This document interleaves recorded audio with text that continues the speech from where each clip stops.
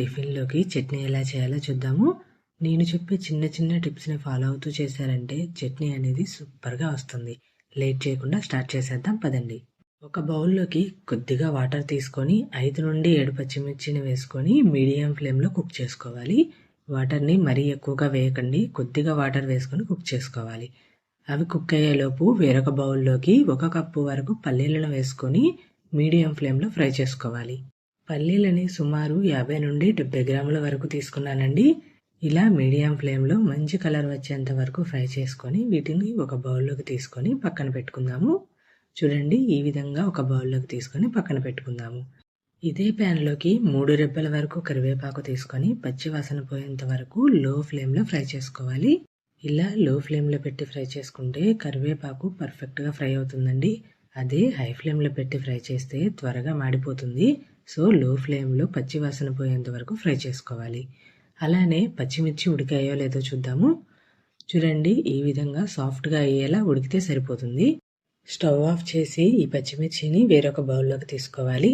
అలానే పచ్చిమిర్చిని ఉడికించేటప్పుడు మరీ వాటర్ ఎక్కువగా వేయకుండా కొద్దిగా వాటర్‌లో ఉడికించుకుంటే సరిపోతుంది.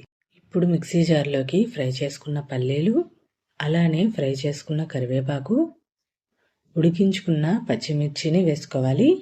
ఇలా పచ్చిమిర్చిని వేసుకున్న తర్వాత చట్నీకి సరిపడినంత కల్లుప్పును వేసుకోవాలి.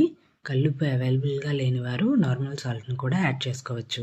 అలానే కొద్దిగా జీలకర్ర వేసుకొని కొద్దిగా వాటర్ని వేసుకొని చూపించిన విధంగా గ్రైండ్ చేసుకోవాలి.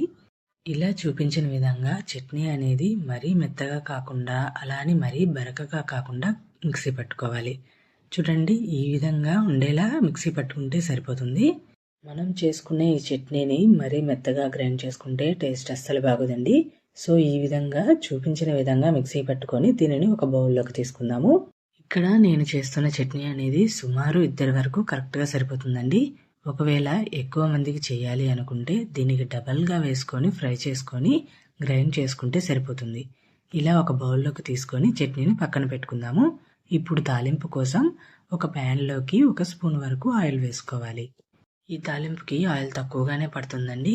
నూనె వేడెక్కిన తర్వాత 1/2 స్పూన్ ఆవాలు, 1/2 స్పూన్ జీలకర్ర, అలానే 1 స్పూన్ వరకు శనగపప్పు వేసుకొని లో ఫ్లేమ్లో ఫ్రై చేసుకోవాలి. ఇలా ఆవాలు చిటపడం అనేంత వరకు ఫ్రై చేసుకున్న తర్వాత ఒక ఎండుమిర్చిని ఇలా కట్ చేసి వేసుకోవాలి. ఆవాలు ఎండుమిర్చి అనేది మంచి కలర్ వచ్చేంత వరకు ఫ్రై చేసుకున్న తర్వాత 2 రెబ్బల వరకు కరివేపాకును వేసుకొని కరివేపాకు పచ్చి వాసన పోయేంత వరకు లో ఫ్లేమ్లో ఫ్రై చేసుకోవాలి. ఇలా ఫ్రై చేసుకున్న తాలింపుని చట్నీలో వేసుకుంటే మన చట్నీ అనేది రెడీ అయిపోతుందండి. ఇది దోశలోకి, ఇడ్లీలోకి, దేనిలోకైనా సూపర్గా ఉంటుంది. ఈ చట్నీకి పర్ఫెక్ట్ కాంబినేషన్ అంటే గారెలనే చెప్తాను. రీసెంట్గా ఎమ్మీ గారెలని అప్లోడ్ చేశాను. చూసి హ్యాపీగా ఎంజాయ్ చేయండి. అలానే సబ్స్క్రైబ్ చేయడం మర్చిపోవద్దే.